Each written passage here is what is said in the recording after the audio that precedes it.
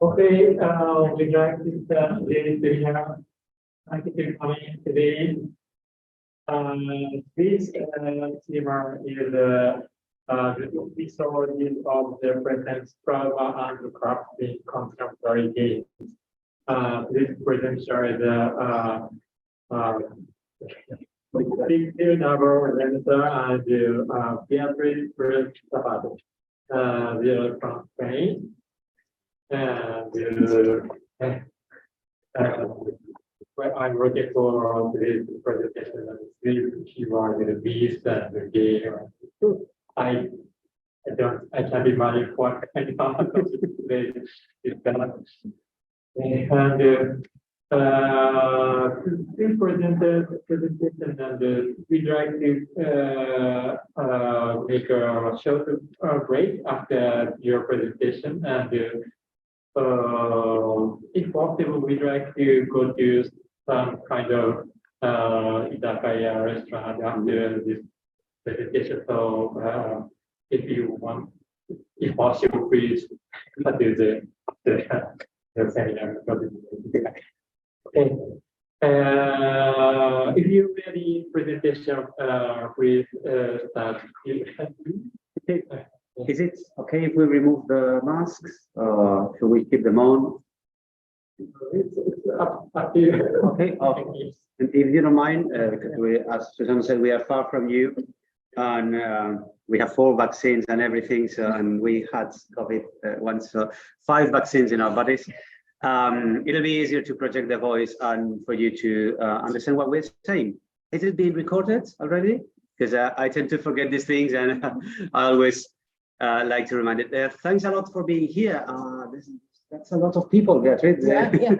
This is supposed to be an informal presentation of our project, but it's taking on a more serious and important. So we're going to explain a little bit what the time frames of the research project we're doing is, but we're still with a lot of work to do. Yeah. We started in 2020. Yeah, it was approved in 2020, but yeah, this is year 1.5, so to speak. We are in year 2 of the project. It's a 4-year project with a possible extension to 5 years, so it's very early. I mean, we have the foundations now, but we are still working. So the presentation is going to be one part introducing the project, then one example of what we are trying to do, one case study by Bea, and then I will close up things with another example. If we run over time, maybe I will skip my example and I will just share the papers we have with you. But if we manage to do it in time, it will be 1 hour introduction, 2 cases, and last final part with the road ahead, with what we are trying to do during this visit and after this visit. The project is called Ludomythologies. It's a project on myths and mythologies as a methodology, an analytical tool to analyze video games. And we are trying to move away from this false war we had in game studies between narratology and ludology. This is the last time I'm going to mention that. We are going to analyze both mechanics and story, fictional elements in this project. So it's myths as an analytical tool. Since this was supposed to be a bit more informal, I think it's good to explain why we decided to do this and where we came from. So basically, my PhD was on post-colonial trauma studies, and yours was on freedom and narrative in video games. And we saw a call for papers for post-colonial video games, and we thought that it made sense to mix both our research. And we started looking at some video games in which you have to think through capitalist systems of exploitation and consumption. And then we moved to video games about refugees and made by refugees or in close collaboration with refugees. And we tried to look at the design strategies and the stories they were telling and whose voices we were hearing in those games, to put it very, very quickly. Yeah. And then we moved to a new uni, and a colleague of ours who was we were working together before that, but we got closer, of course, because we started working for the same uni, and we joined the research group he is still the director of, and we started to look for ways to mesh what we were doing. And we saw that Bea and I were looking for patterns, or were finding patterns in how people explained situations that were problematic in the present, especially post-colonialism and capitalism and refugees and so on and so forth. While the other colleague, Anton, was analyzing the heritage of traditional myths, classical myths, like the Aeneid and Greek mythology and so on and so forth, in contemporary video games. So it has never been a project on adaptations of myths. This needs to be clear. This is not a project on God of War and Momotaro and so on and so forth in video games. It can be a part of the project, and we will try to squeeze it in there, but it was a combination of the analysis of patterns of fiction and action and so on and so forth in contemporary problems in video games, and the footprints of traditional myths in contemporary video games. So we label my, because I'm the principal investigator of that side, my side myths of the present, and Anton's side myths in the present. It's a bit of a tongue twister, but you get used to it in the end. Myths of the present and in the present, meaning that we are trying to analyze at the same time myths that have a long tradition and that are still alive today, and myths that were generated quite recently. And this is, we are lucky that this is not a mythologies department, because this is quite a huge war in the humanities now and in mythologies, because we presented this work in a conference more focused on myths, and it went well. Yeah, they didn't kill us, so we are doing something right by trying to mix traditional transcendent myths and immanent myths. Is quite polemic thing to do. We are doing it with a team of 10 people from 7 universities. We are 2 PIs. I run the side of the present, and Anton in the present, and Bea is doing a lot of work also in the project. This is some technical stuff, so I'm going to spare you the details, but the main hypothesis is quite evident. Video games are part of the cultural landscape, the cultural ecology of our times, and they reflect these underlying myths that we use to make sense of the worlds. So we use mythical structures to explain how the world operates, even in postmodernity, even in scientific rational times. And we are trying to shed some light on how video games do that. So it's a quite humble hypothesis, but I think we need to do this to convince people that they are part of the conversation. There's a bit of a connection now that you've mentioned postmodernism with all those theories on ideology and the different structures of thought that we find in these myths and in the recurrent motives and myth themes that we are finding in some of these games. Yeah. So we go along that line. Yeah.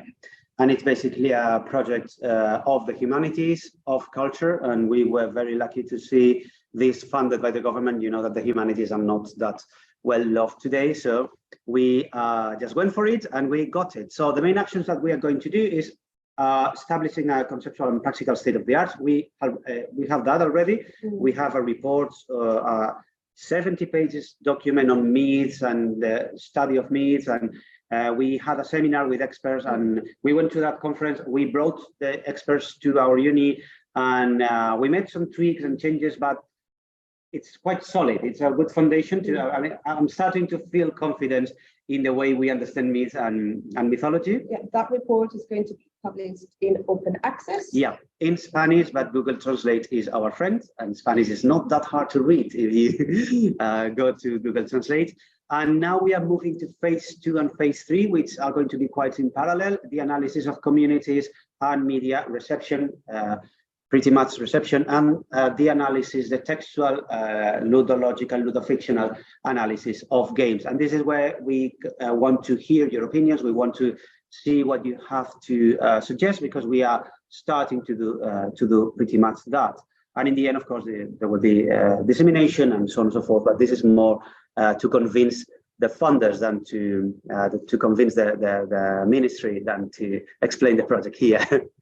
And it's very important for this project to delimit myth. I already said that we are more or less confident in the way we have put things together, but basically we are identifying myth themes, basic units, not myths.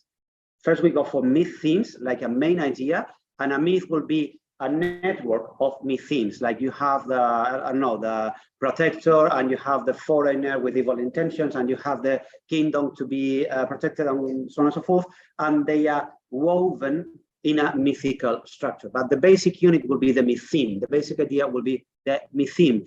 So both in the present and of the present, we are trying to look for these myth themes, how they are repeated in different games. Where do they come from? They come from long traditions, they come from the present, and we are trying to connect that to ideology. Ideology is in the title of the project, and this is where Martin has been a huge inspiration. Your book was a key read when we were looking for that, so thank you in advance. And if I have to explain myths, I will go to with Cook here. Myths are explorations of the world, not explanations, but explorations. We use myths to explore the world, to know how we should live, what we should do in difficult situations, in difficult places, difficult predicaments that we find ourselves in. So a myth is a narrative form of understanding that proves indispensable to a community. A myth, as a story, as a collection of myth themes, is a way of looking at the past to see how to live in the present. So it doesn't need to be true.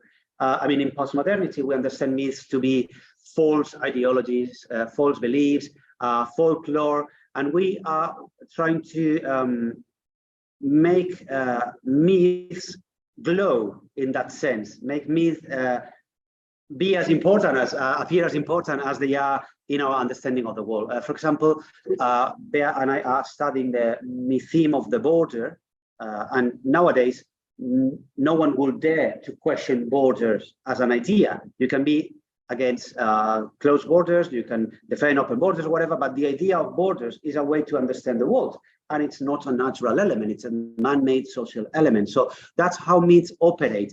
They operate in specific contexts, in societies and times and so on and so forth, but they are part of the invisible making of the world, so to speak. So they are part of, to go with Ricoeur, social imagination. They are connected to ritual. This is where we connect Ludo and fiction. In video games, we do things, and in myths, we express the basic makings of the myth through rituals. So we are trying to triangulate that, rituals, actions in games, myth themes, and fiction in games. So it's kind of a square, more than a triangle, but we are trying to connect everything using some very, again, clashing theories, because Anton is going through very traditional literature. We are more on the side of Roland Barthes, who understood, I mean, Barthes was very critical of modern mythologies. He wrote this book to criticize how ideology is internalized, but we take that theory and we use it in a critical fashion, but also in a more descriptive manner. The present can create new myths.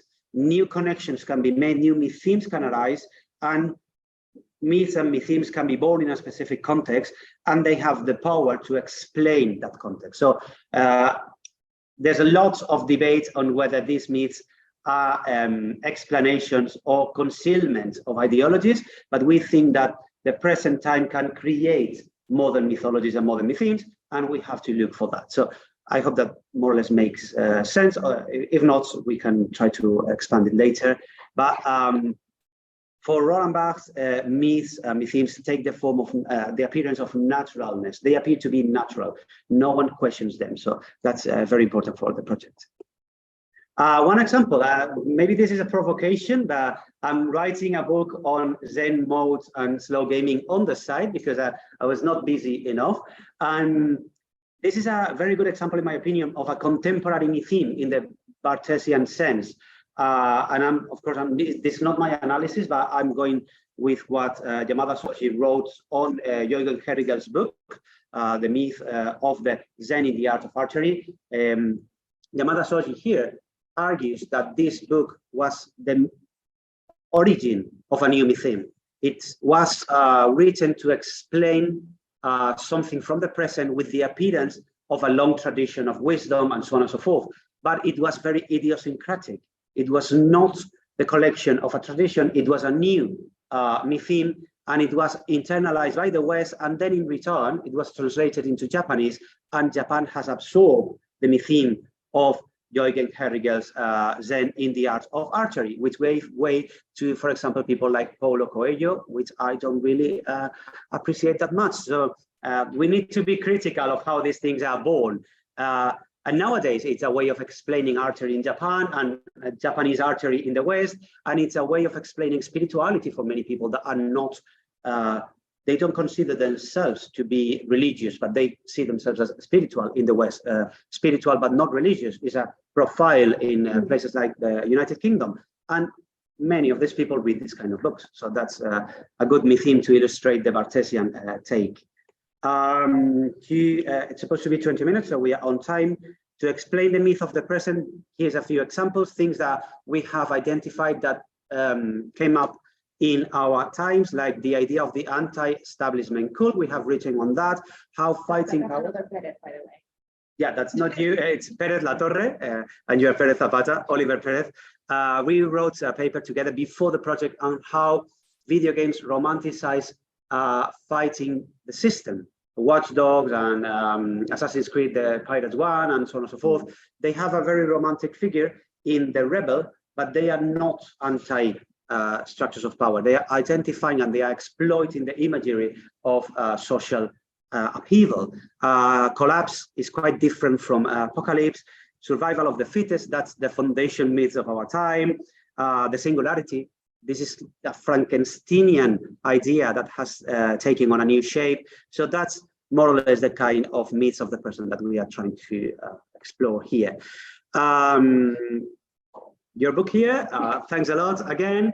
And to connect myths and the criticism and the analysis of myths to the present time, we went with Martin here with the idea of video games as spaces of alternative imagination, because they don't only absorb myth themes and reflect myth themes, they offer the chance through ritual play to reenact and to demythologize myth themes in a way.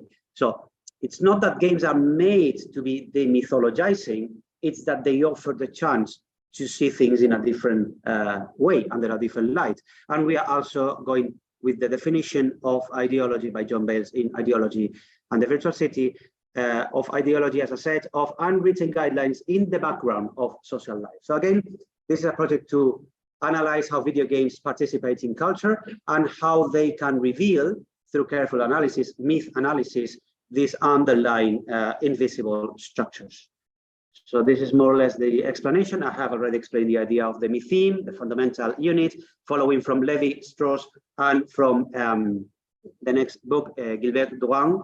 It's very hard to pronounce for me, but your French is quite better than mine. Myth analysis is the methodology we are using. The key connection, the key conceptual elements of myth analysis is that it is not myth criticism. Myth criticism will be analyzing, making a close reading of a text that belongs to the realm of the mythical, while myth analysis is connecting a collection of texts, looking for patterns, looking for repetition, and looking for how things become natural through repetition. So it's a way of identifying, to put it in more modern terms, the anxieties of the present, how we are trying to make sense of what's happening to us. So it's situated, it's transversal. We need to connect a lot of video games.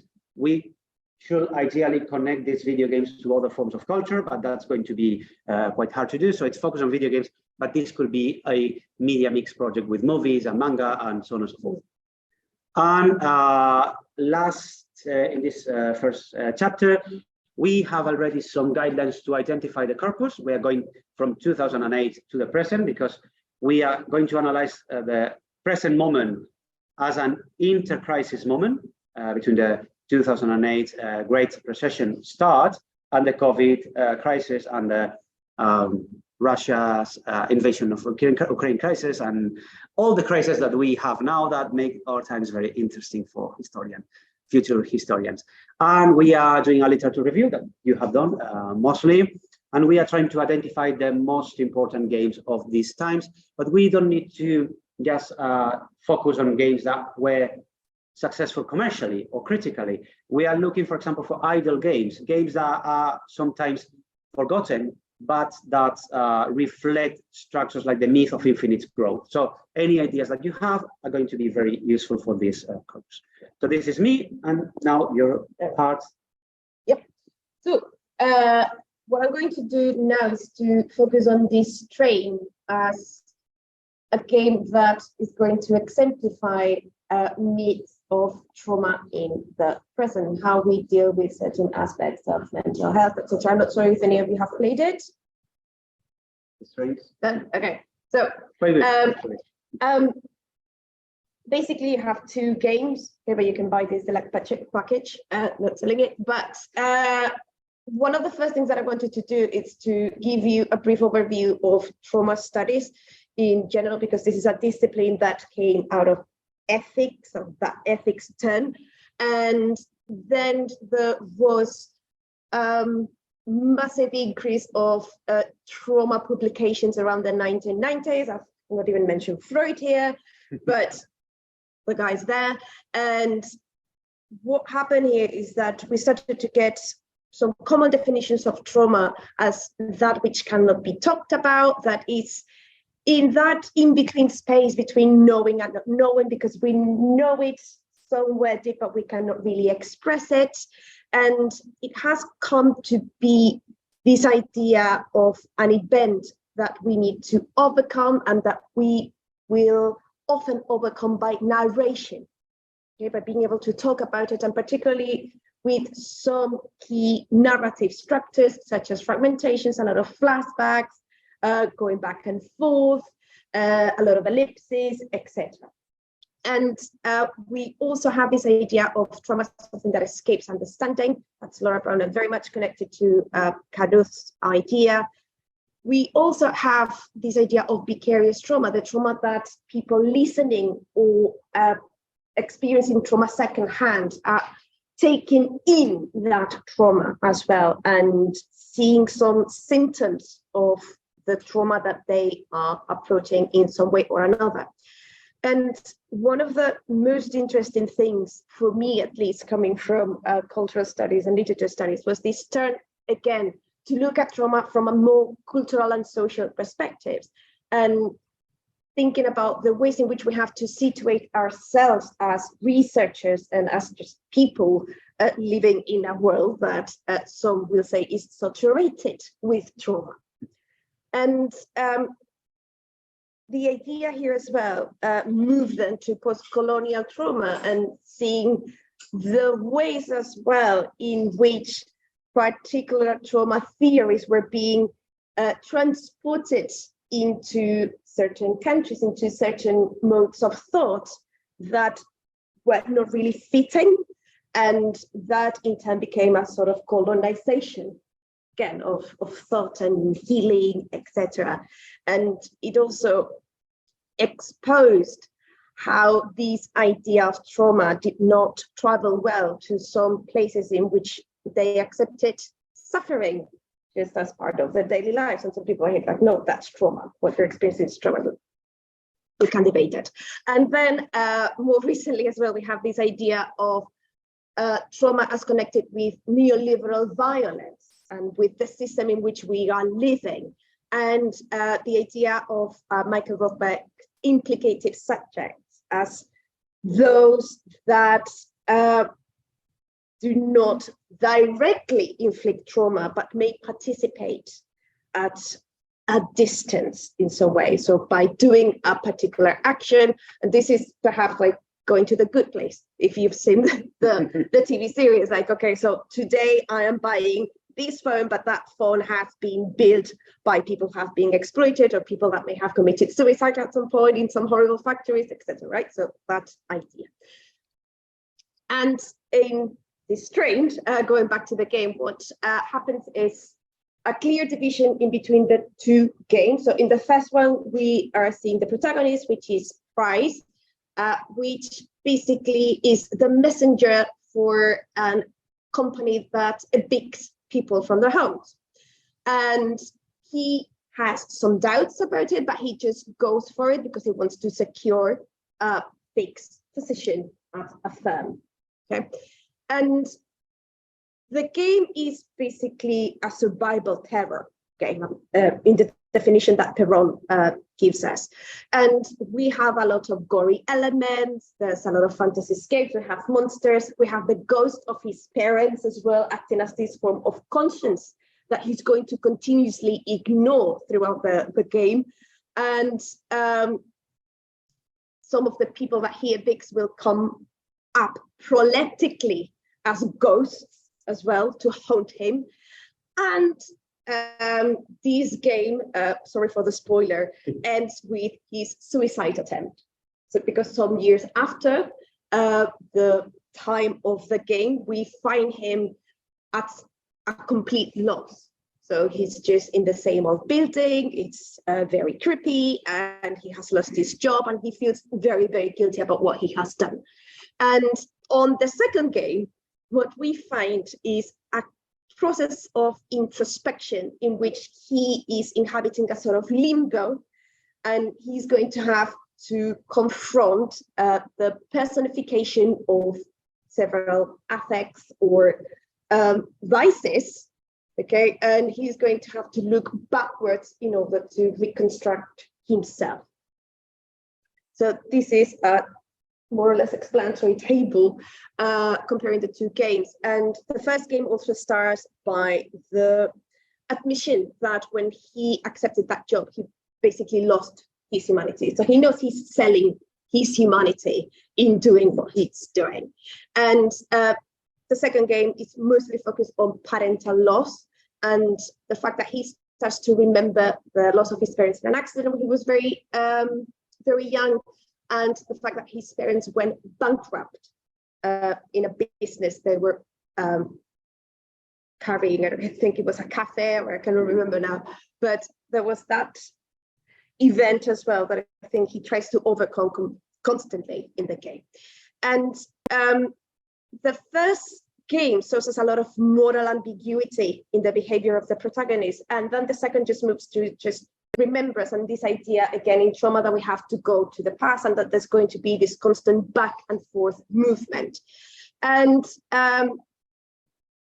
what's also interested in these two games is that while the first one is very much focused on this decay of the self and society, because we have a very fragmented society in which people are not really helping others, and just very, very broken society. And in the second one, there's a lot of emphasis on this reconstruction of the self and of creating a place in which we can all inhabit and we can remember. And if the first one had this suicide, and the second is all about reconnecting with society, even old friends, and with memories that we may have blocked. And in terms of the player, the games do a very good thing, I believe, which is that in the first one, you don't have a choice to tell the protagonist what to do. So you're very much, you feel complicit with what he's doing. You have no choice. So you're participating in those actions. And the second one, because of the different tone and the different focus, is very much just about witnessing how a person tries to heal and tries to remember. So some of the recurrent motifs we have found here, and in some other games connected to trauma partially, the fact that we have this neoliberal economy, that we have this survival of the fittest or the strongest or the richest in this case, because this is much about accumulation and not wanting to fail the system. We have the problematics of housing as well, because we have these people who cannot pay rent. They cannot pay rent because they cannot pay their medical bills. So there's a chain of economic problems there. We also have the idea of catabasis, and this we are taking very much from mythical structures, and this idea of descent into hell. So the first game particularly, it's very, very labyrinthic, and it gets quite gory at times because you see like people being just like grounded like beef. And we also have this idea of introspection and the connection with the individual, and I will show you some problems or problematizations later on. And another thing in the game, particularly in the second one, is that trauma is seen as the foundational event of the protagonist. So that's his origin. Trauma is the origin of everything. Literally. Literally. Because there's going to be, and I'm going to show a slide, a personification of trauma that was a puzzle that he had to solve. And I find this idea slightly problematic because I don't think that trauma can justify absolutely everything. And we will need to deal with trauma in society and trauma with ethical questions. So this is the neoliberal accumulation. These are the bosses, and they appear almost like the witches in Macbeth, like just three ghosts haunting the protagonist, telling him that what he needs to do and who he needs to evict, and then this idea that he's going to get more power through them. So this is Mrs. Goodwin, one of the women he has to evict, and is just a very nice old lady. And you just have to go there and say, like, you're out. And then she ends up in an old people's home and eventually dying. This is the catabasis. As I've mentioned, it's a bit gory at times, but not too much. The sound is very good, accompanying all these actions as well. And this is the dealing inwards as well of the protagonist, right? So dealing with loss and recovering those memories. And this is trauma. Okay, so this is a personification of trauma. And this circle, which is a puzzle that you need to complete through different stages of the second game, comes up as this character that you need to talk to. So in terms of identifying myths and new themes of the present in these two games, some of the key aspects that have been identified are this idea of the complex and fractured self. So trauma is sometimes perceived as this fracture of the individual, as this wound that breaks in us. And a lot of the games that have to deal with trauma are going to deal with this idea of the reconstruction of the self. So for example, in Greece as well, you have to retrace a lot of your memories and heal and mourn through that reconstruction. We also want to link this with a neoliberalism and this idea of the survival of the fittest, which is one of the key things that we have identified. Trauma and mental health, particularly seen from the contemporary perspective, because we have come to a point in which everything's traumatic, and if everything's traumatic, nothing is, right? So we need to find key definitions of what constitutes trauma, and we need to see these within the context of the popularization of trauma as well, and sometimes the banalization of trauma, because we may use that word very lightly. And also think about the idea that trauma is a good industry. Trauma sells, and a lot of trauma narratives sell really well. And there are a couple of articles as well talking about having enough trauma already in the literature, but authors even being pushed to include more traumatic events. And in connection with this neoliberalism discourses, we also have these ideas of inequality and precarity. We're quite interested in dealing with narratives of precarity. And it's also important to see how games, particularly like this Strain, talk about the boundaries between the victim and the trauma of the perpetrator, because they have been established to have very similar symptoms in terms of the anxiety, PTSD, etc.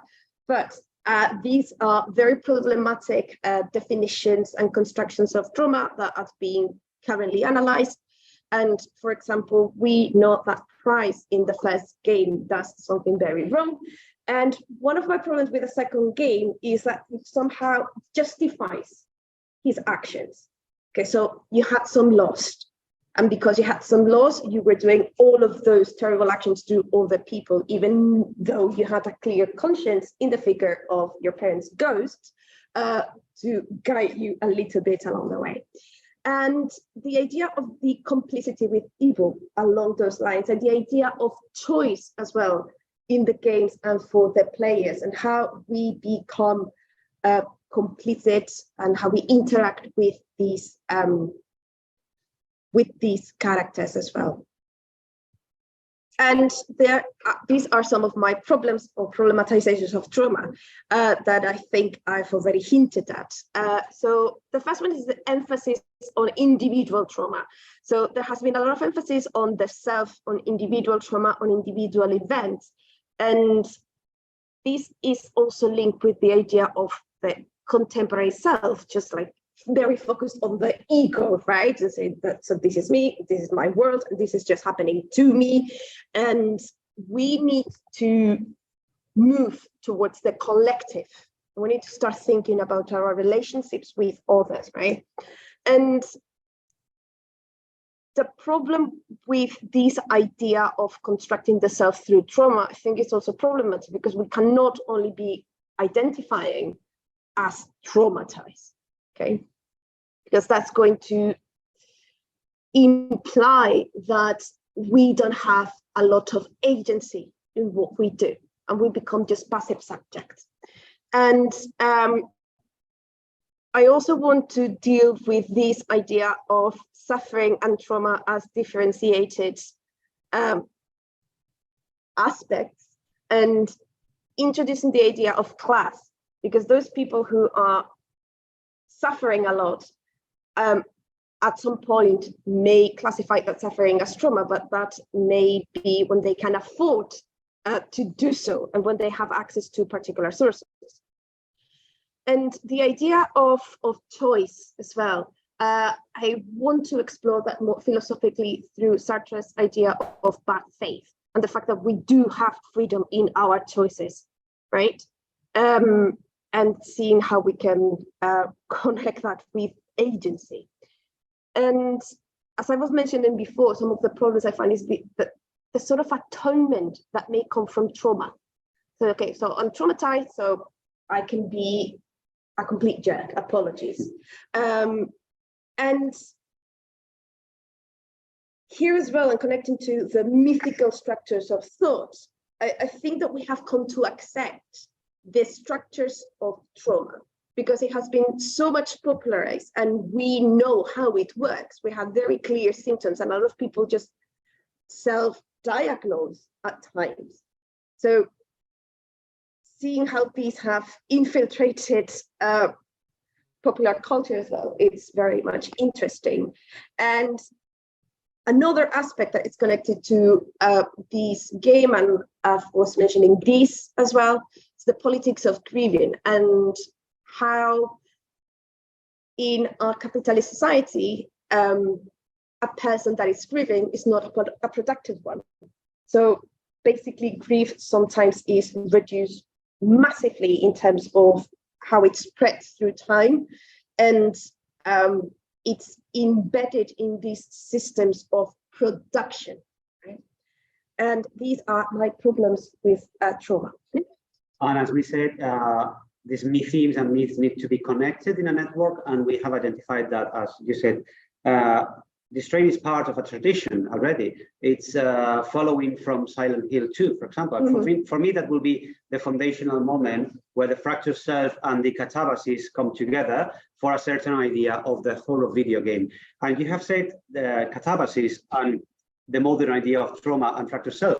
And that has resulted in a hypothesis that we didn't expect to have, which is that this distinction between immanent and transcendent myths of the present and in the present is not as important as the field of myth studies make it to be, because we are finding a lot of hybrid myths where mythemes from one side and from another side connect in different ways in the same text and in the same network of text. For example, here, Catabasis, descent into hell, that's in Greek mythology, in Japanese mythology, in Nordic mythology. It's very traditional, and the myth of the fractured self and trauma and all of that is very contemporary, but you have it here, and you have it as well in another game we analyze, two other colleagues from the project analyze, that is Hellblade.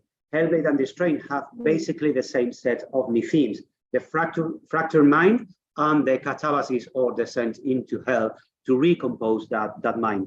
And as you can see, these elements were ripe for the taking, as were the elements of the second case, which I'm going to explain very quickly, Death Stranding, which again is a case of hybrid mythologies. Anton and I analyzed it in parallel, and he analyzed it as an example. This has already been published and it's in English, so you can check it out in the journal L'Atalante, as an example of an adaptation, a retelling, a revigoration of the innate in a contemporary science fiction video game. So it's very similar to your work, Martin. This is Anton's analysis, but I'm about to publish a different chapter. Let me jump here with another colleague from the team, Matteo, on how Death Stranding can be read through slow gaming, slow philosophies, the slow movement, and the idea of ecosophy, and through the idea of collapse, which are quite contemporary. Slowness as resistant and collapse as a completely different form of apocalypse are very contemporary elements. And in this, Death Stranding is not alone. It's a very singular game, a very idiosyncratic, weird game, but it's taken from a tradition that intensified during the Great Recession. There's a paper on this by Pérez Latorre and myself and other colleagues, seeing that the narratives of the Great Recession exploited the post-apocalyptic trope of regeneration through violence and of collapse when nature gains a new, nature heals basically, nature gains a new standing by reducing the space that traditional urban society used to occupy. So this is in line with Gerald Farkas' reading on gaming dystopias as well. And again, we are trying to connect these mythemes. Death Stranding is using a lot of these mythemes, in our opinion, in a new light by exploiting two contemporary myths. The myth of unlimited growth, which is connected to the myth of the survival of the fittest. We can use nature and the planet as much as we want. Death Stranding is supposed to be a criticism of that myth, and the myth of collapse and the apocalypse, which is quite connected in that. So it's an example of the myth in crisis. Losada speaks of the moment where a myth finds its finish line, so to speak, the moment where the myth stops being useful. I think we are witnessing the moment where the myth of unlimited growth, infinite growth, has reached its useful life, has expired, its shelf life is over, and now we are realizing that we need to be careful with how we handle the planet and the resources of the planet. So, sorry, Heidegger. We are trying to read, and we have read because the chapter is written, Death Stranding through the idea of collapse, which was developed and unpacked by Chang in Playing Nature, and by Servigne and Stevens in France, with the idea of collapsology, or the study and adaptation to collapse. So collapse is not apocalypse. In the apocalypse, everything ends. And the post-apocalypse is basic survival, where collapse is adaptation, is getting used to a new reality. And that's what you do precisely in Death Stranding. It's not a reconstruction of the way society used to be, it's an adaptation to a new way of living. So we have very contemporary elements like precarity, the precarious hero, the Glovo, and what are the names? Uber, and these companies. Hero, the backpack, and so on and so forth, which are symbols of a very specific things of our times, articulated to show how the myths that used to explain society are collapsing, and we are entering a new phase. And this coincided with the COVID pandemic. This was coincidental, but it was very I mean, it was a very good way to explain how we adapted to the pandemic. And we used the philosophies of Raymond Panikkar, a philosopher from Barcelona who comes from Hindu plus Buddhist plus Christian religion, and hermeneutics in philosophy. So a very obscure and dense philosopher in some parts, very well respected. He's very hard to use, but he thankfully wrote on ecosophy through a metaphor. And myths and myth themes use metaphors all the time. Panikkar used the metaphor of the three bodies. So this is a very good way of accessing his very dark and complex philosophy. He said that in order to fight the myth of the survival of the fittest and of infinite growth, we need to see our reality, our existence built as made by three bodies.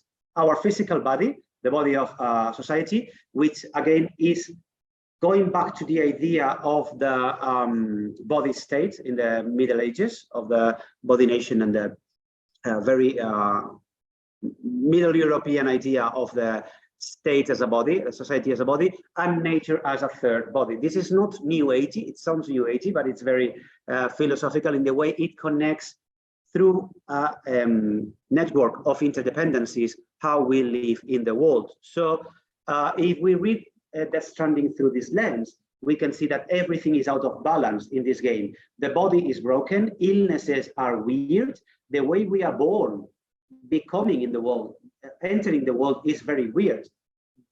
The natural construction of birth is constantly challenged in Death Stranding, with a death, the ghost of a stillborn, with a baby in a pot, with a male pregnancy, which is quite modern within in other areas. I'm not going to enter that, but go to fan fiction forums and you will find some very funny stuff.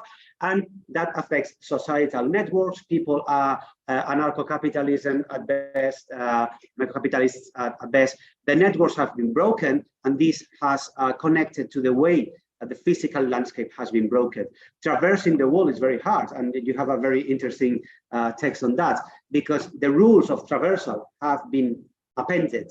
So for this, we went to the idea of Fudo Watsushi from the School of Kyoto, how societies and culture depend and are originated through landscape and climate. And since the climate was broken in the Stranding, it has rippled through everything, through the three bodies. So again, the mythemes are connected in a way that is more developed and unpacked in the chapter, but we see that is in line with these mythical structures, but in a critical way. It is showing us that these myths that are very, very recurrent have entered a crisis. So we need to think in a different way. Again, I would like to explain it more, but we want to make it in 1 hour.